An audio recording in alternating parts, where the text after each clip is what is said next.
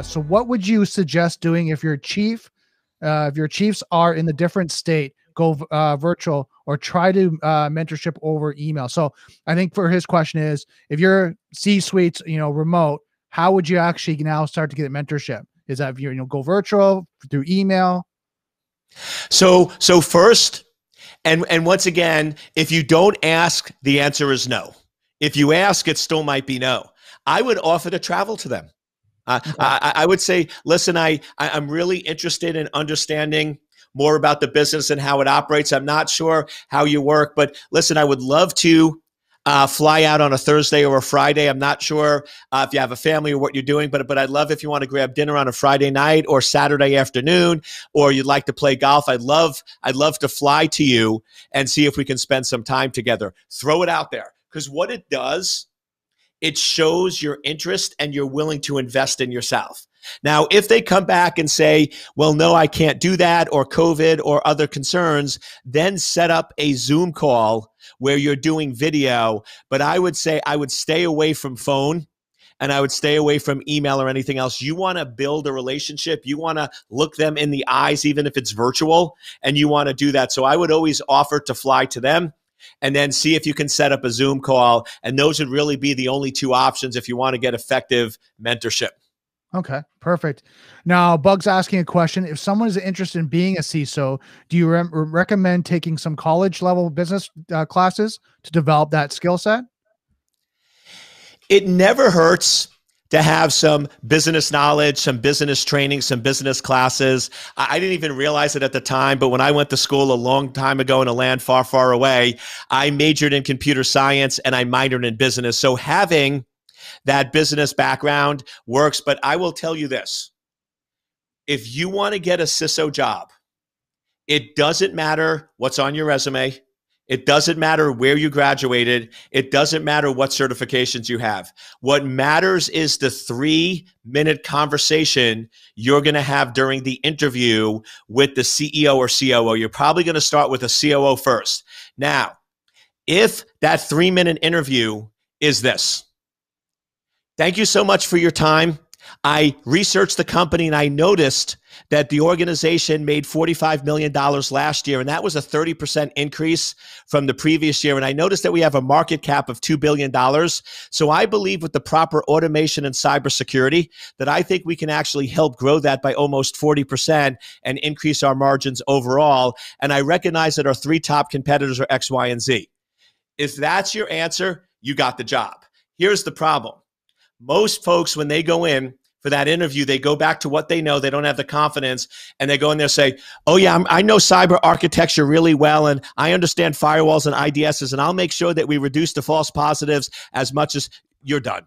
So the point is, because CISO is a new area and there is such a huge need, what companies want from a CISO is they want somebody they can talk to. If I'm a CEO or COO, what I want with the CISO is somebody who can come in my office, speak English, understand the business, and help us be successful. So if you walk in where you did your homework, and somebody might go, but Eric, there's no possible way I can find out how much the company makes. Really? Do you realize every publicly traded company has to file with the SEC and that information is public? Do you realize many private companies over 75 million actually have that information out there? You do a little research and you can find that data. But if you go in and you're speaking business, it doesn't matter what's on your resume or where you went to school, you'll get the job.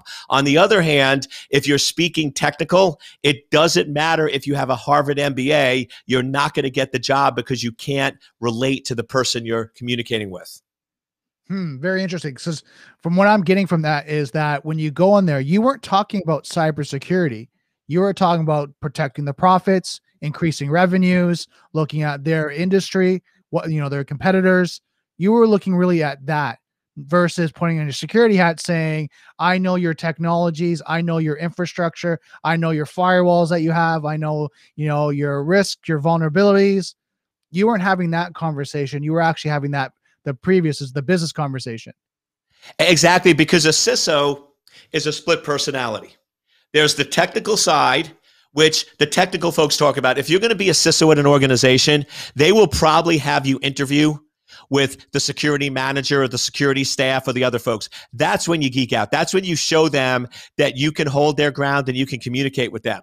But if you're talking to a CEO or a COO, they assume you have that. They assume you can translate that. They don't care. That's why you're there. What they care about is, can you speak their language, understand the business, and do things to help the business? So they're assuming somebody else is going to vet you on the cybersecurity, and you're going to go in and be able to speak that language. All they care about is, are you going to enable and help the business? So then, stepping back, you're saying that that's why you need at least 3 years in the actual trenches to understand the cybersecurity technology, solutions, vulnerabilities, risks, implementation. Then that next level now start to work towards a CISO. Exactly, because the role of a CISO is you're really a translator, or in a lot of cases, a marriage counselor. Because if you look in most companies, the security people hate the executives because they don't think they listen or understand. And the executives hate the security people because they don't think they speak English. So your job as a CISO is, I'm going to go in the morning and I'm going to put on my tech hat and I'm going to sit with my security team and I'm going to say, okay, do we have 100% asset inventory for our internet facing systems? Are our systems fully patched? Do our systems contain critical data? And they're going to come out and say, they're going to say yes. So I'm like, great. So we have a pretty big exposure point with this. So do we need a DLP solution in order to do that? Or should we put a SIM in place in order to protect that? And I'll get all that solution. So I'll get all that done. Then watch what happens. I walk across the building and I switch hats. And when I walk into the executives, here's all I say. We have a current risk to our organization that has impacted 5 of our competitors and have cost all the competitors over $40 million. This, in my best professional opinion, has a 90% chance of occurring and will most likely cost us $15 to $20 million if it occurs. And I need $400K to fix it. Now, I never mention any of the technical stuff that I did because they don't care.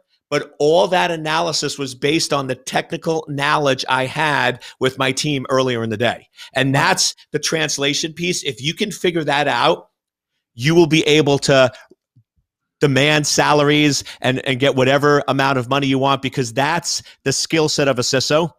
And very few people understand or have it.